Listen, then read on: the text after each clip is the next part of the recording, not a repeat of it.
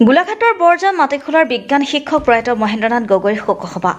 গোলাঘাট জিলাৰ ঘিলাদিৰ মৌজাৰ মাটিখোলা পঞ্চায়তৰ অন্তৰ্গত বৰজান মাটিখোলা উচ্চতৰ মাধ্যমিক বিদ্যালয়ৰ একালৰ বিজ্ঞান শিক্ষক প্ৰয়াত মহেন্দ্ৰনাথ গগৈৰ কালি মৃত্যু হোৱাত শিক্ষানুষ্ঠানখনৰ শিক্ষক গোট, বিদ্যালয় পৰিচালনা আৰু উন্নয়ন সমিতি আৰু সোণালী জয়ন্তী উদযাপন সমিতিৰ উদ্যোগত এক শোকসভা অনুষ্ঠিত হয়।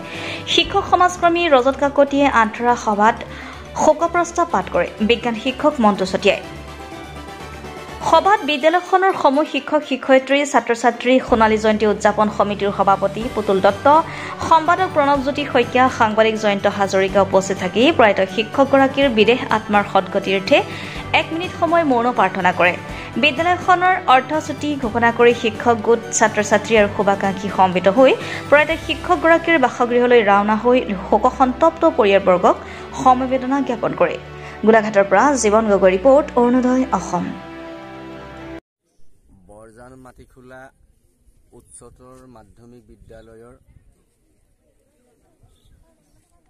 প্ৰধান তথা অধ্যক্ষা মহোদয়াৰ প্ৰমুখ্যে আজি উপস্থিত এই বিদ্যালয়ৰ শিক্ষাগুৰুসকল, এই বিদ্যালয়ৰ সোণালী জয়ন্তীৰ সমিতিৰ সভাপতি ডাঙৰীয়া আৰু মোৰ অতি মৰমৰ ছাত্ৰ ছাত্ৰীসকল, শ্ৰদ্ধাৰ সাংবাদিকসকল, সকলোলৈকে আমি আন্তৰিক শ্ৰদ্ধা নিবেদিছোঁ। আজিৰ দিনটো বৰ আমাৰ কাৰণে মৰ্মাহত। আমাৰ বিদ্যালয়ৰ অধ্যক্ষা মহোদয়াৰ স্বামীগুৰু মৃত মহেন্দ্ৰনাথ গগৈ ডাঙৰীয়া এই বিদ্যালয়ৰ এজন বিজ্ঞান শিক্ষক আছিল। তেখেতৰ যোৱাকালি আমাৰ গোলাঘাটৰ এখন ব্যক্তিগত চিকিৎসালয়ত অকাল মৃত্যু তেখেতে গ্ৰহণ কৰিলে আৰু আমি মৰ্মাহত হ'লোঁ।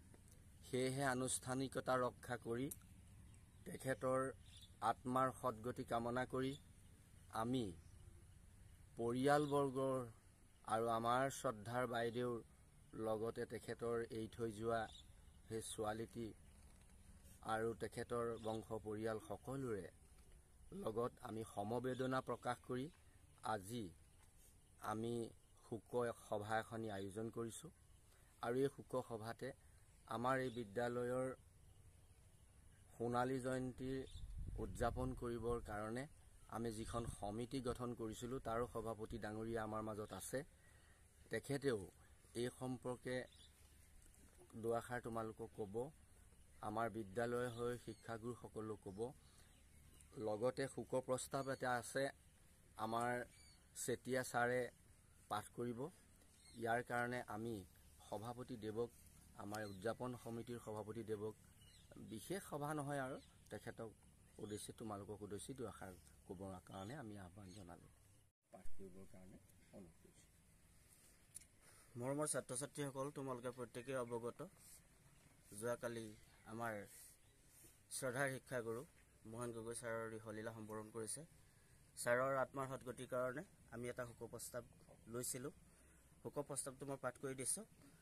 আজি ইংৰাজী 28/8/2025 তাৰিখ বৃহস্পতিবাৰে দিনৰ 11 বজাত শোক প্ৰস্তাৱ গ্ৰহণ কৰা হয় যে বৰজান মাটিখোলা উচ্চতৰ মাধ্যমিক বিদ্যালয়ৰ অৱসৰপ্ৰাপ্ত বিজ্ঞান শিক্ষক মহেন্দ্ৰনাথ গগৈদেৱৰ যোৱাকালি ইংৰাজী 27/8/2025 তাৰিখে বিয়লি গোলাঘাটৰ এখন ব্যক্তিগত চিকিৎসালয়ত ইহলীলা সম্বৰণ কৰে। তেখেতৰ অকাল মৃত্যুত বৰজান মাটিখোলা উচ্চতৰ মাধ্যমিক বিদ্যালয়ৰ সমূহ শিক্ষক কৰ্মচাৰী, ছাত্ৰ ছাত্ৰী, বিদ্যালয় পৰিচালনা সমিতি, মাতৃগোট, প্ৰাক্তন ছাত্ৰ ছাত্ৰী আৰু সোণালী জয়ন্তীৰ উদযাপন সমিতিয়ে গভীৰ শোক প্ৰকাশ কৰে। তেখেতৰ আত্মাৰ সদ্গতিৰ কামনাৰে 1 মিনিট সময় মৌন প্ৰাৰ্থনা কৰাৰ লগতে শোকসন্তপ্ত পৰিয়ালবৰ্গলৈ গভীৰ সমবেদনা জ্ঞাপন কৰা হয়।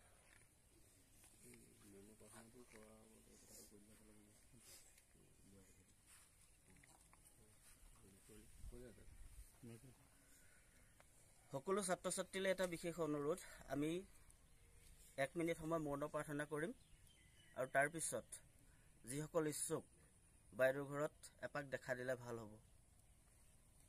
আৰু যাওঁতে লগত যদি ফুল এপাহ বা ধূপ লৈ যোৱা তেতিয়া বাইদেউ ভাল পাব, কাৰণ তোমালোক বাইদেউৰ আটাইতকৈ মৰমৰ।